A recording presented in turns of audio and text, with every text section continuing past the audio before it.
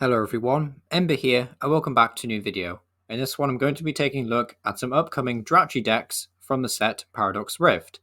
So basically with these videos is what I usually do is I look at a main attacker for these deck lists, but this is going to be a rare instance basically where I take a look at a support Pokemon that will help a bunch of different decks, so not necessarily just one archetype.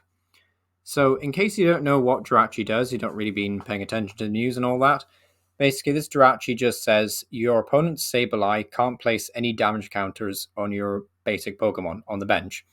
And that's essentially what it does. It's nothing too crazy aside from that. It's directly a sableye counter.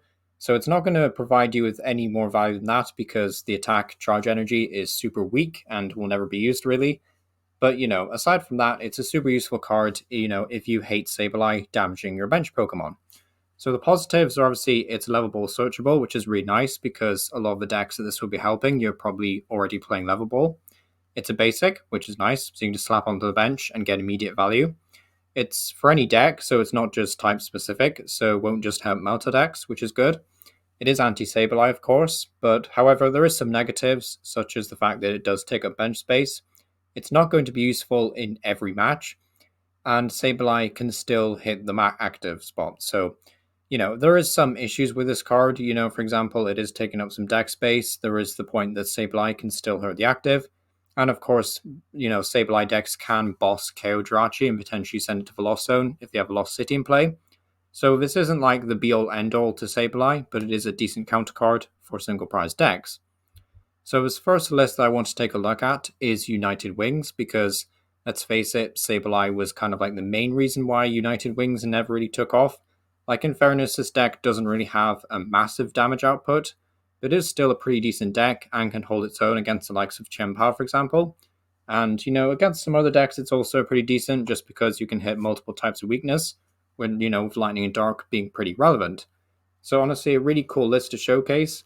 And this one has also featuring both the Manaphy and Jirachi, which you'll see that as a running theme throughout most of these lists. Like some lists are even playing like 2 Manaphy, 1 Jirachi, which I think is a bit excessive, but in all honesty, if you can find room for both, then you probably do need both, because the Manaphy will protect you, of course, from Radiant Greninja, which is, going to be relevant, because there's still a lot of Chien-Pao going into the next format, probably, and there's, just mainly Radiant Greninja, actually. I don't think there's any other spread attackers that really see any play, but, Radiant Greninja being as big as it is, it makes sense that Manaphy would still be included in this list. So that's kind of it for United Wings. Not really anything else too crazy in this list. Next up, though, is we have Zoroark, which I might feature a Zoroark deck very soon on the channel, either before this video goes up or after.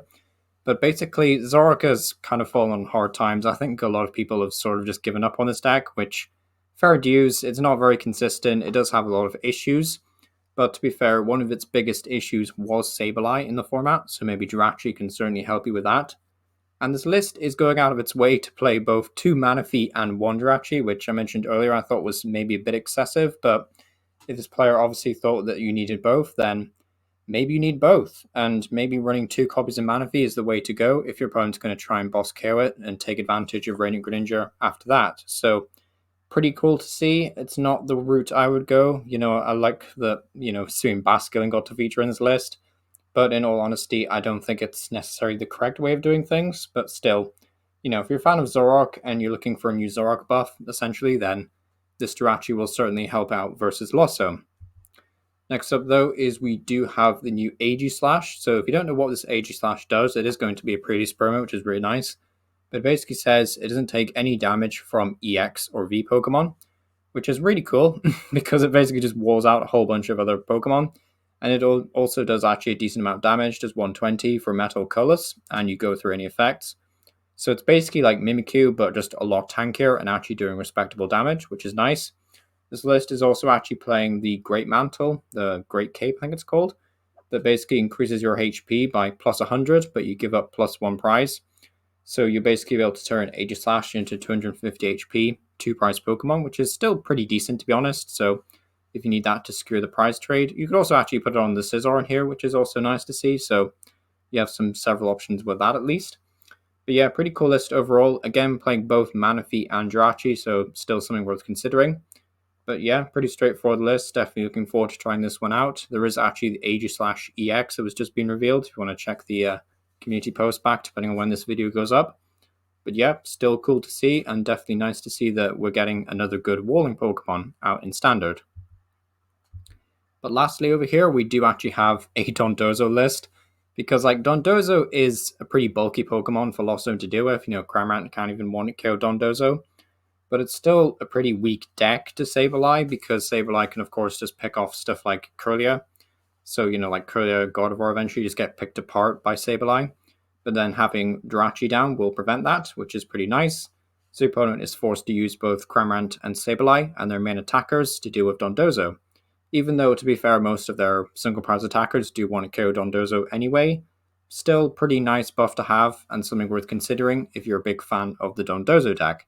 Certainly not the most competitive deck, and I would say this is definitely a bit weaker than maybe the other ones we've showcased so far. But in all honesty, I do like Dondozo as a deck, and I'm hoping it will see a resurgence at some point, especially if we get better Dondozo and Tatsugiri cards. But yeah, it's been Emma Power. Thanks for watching. Bit of a quicker video today because I just wanted to breeze through several examples that you could use Jirachi in. So it's a bit of a different kind of video. Let me know what you think down below. Do you prefer them when they're a bit longer or a bit shorter? But yeah, it's been Emma Power, and thank you for watching.